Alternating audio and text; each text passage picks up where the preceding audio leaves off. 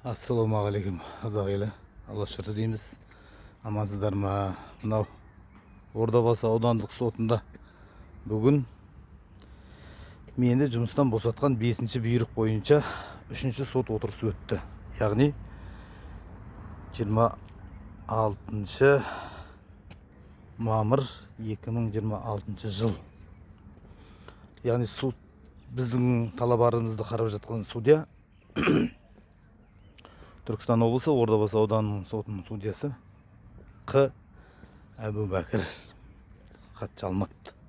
Хатшы Ержан екен ғой. Енді сот процесі туралы тарқатып айтуға мәжбүрмін. Себебі ешкімнің басында осындай процесс бермесін. Әркім өзінің құқығын, яғни Қазақстан Республикасының ата заңында көзделген, яғни 24-ші бабы бойынша әркім өзінің еңбек ету құқығын өзі таңдау керек. Ешкім қандай мекеме басшысы болса да, ол біреудің құқығын таптауға хақысы жоқ. Біздің бірінші ата заңымызда тұр. Енді осы ата заңымыздың, яғни конституциямыздың қазір қолданыстағы 24-ші бабын бұзып, Түркістан облысы Ордабасы ауданы Мұхаммед Хайдар Дулати атындағы жалпы білім беретін директоры Төлтебай Балжан еңбек заңнамасын бұзып бұйрық шығарған. Заңсыз бұйрық, оның еңбек инспекциясы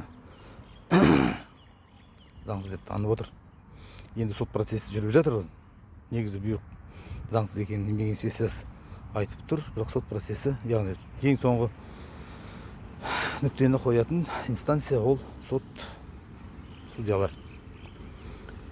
Енді осы 5-ші бұйрық бойынша мені жұмыстан шығарған 27 қаңтар 2026 жылғы шығарған бұйрық бойынша 5-ші бұйрық бойынша сот процесі 20 наурызда басталған. 20 наурыздан кеше 21 наурызға дейін 2-ші сот отырысы болды. Бүгін 26 наурыз 3-ші сот отырысы болды. Үш сот отырысы барысында мені жұмыстан шығаруға негіз болған 22 қаңтар 2026 жылы 25-ші бұйрықпен қатаң сөгіс берген. Қатаң сөгісті жаңалаған ғой, жалпақтың айтқан кезде. 13-ші 6 ай маусымда және 2-ші қазан 2026 жылдары маған қатаң сөгіс берген екен, онлайн берген да. Өзінің жандай шаптарымен ғана қасындағы құжатты заңдастырғысы келген менің әріптестерім бар, бірге бәрі. Соны еңбек инспекциясы тексереді де, кімге айтады ғой, мектеп директорына, мына заңды шығарған кезде сен қуып кеткенсің, еңбек заңнамасына қарамайсың ба деп жалпақтың айтып отырмын. Сөйтті соның күшін жой дейді ғой, немесе сәйкестендір дейді заңға. Заңға сәйкестендірем деп 22 қаңтар күні қайтадан маған талап арыз береді, түсініктеме бер дейді. Ол өтіп кеткен сәуір айында несінде, қазан айында және 6 ай сәуір айында, маусым айында қатаң сөгіс берген. Соған есіме шығып кетті, мен сен талап өтініш хатыңды түсініктемеңді алмаппын деп. Сөйтті. Содан 2026 жылы 22 қаңтар күні қатаң сөгіс береді. Жұмыстан босатады ғой. Еңбек кодексінің 52-ші бабының 1-ші тармағының 16-ші тармақшасы бойынша, яғни теріс қылық жасады. Теріс қылық дегеніміз тағы да айтамын.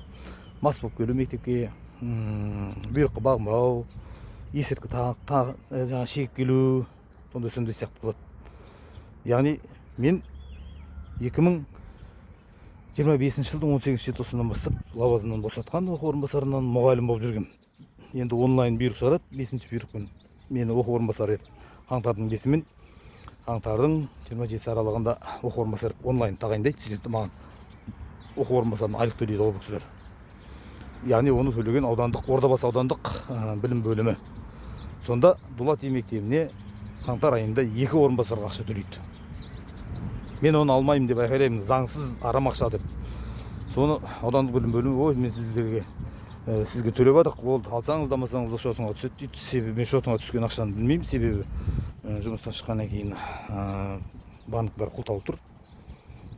Шоттың барлығы бірақ 124 мың теңге оны Төлтөбек Алтынбек қызы өлді қалтасына төлепті деп маған өтініш арқылы жауап келді. Енді осы 3 сот отырысы бойынша қойылған бірақ сұрақ әлі күнге дейін жауабын таппай келе жатырмыз. Яғни судья қойды оны сұрақты. Ордабасы ауданы сотының судьясы Қ. Әбубәкір, сіз Ерімбетовті жұмыстан шығаратын кезде 22 қаңтар 2026 жылы қатаң сөгіс бердіңіз. Яғни қатаң сөгіс қандай теріс қылығына бердіңіз десеп жауап бере алмады ғой. Содан осы күнге дейін бір айдан мерзім өтті. Не үшін берген сотта айта алмады. Енді тағы да 6 ай күтетін шығармыз деп мен сотта айттым. Абай жазбасын оны ертең алып алайын. Неге салам? Әлеуметтік желіге. Кір ішке, кім қатты жел тұрып жатыр. Ішке кір. Сау болыңыздар. Жүр ішке кір. Түйін тұрып жатыр. Кір деймін.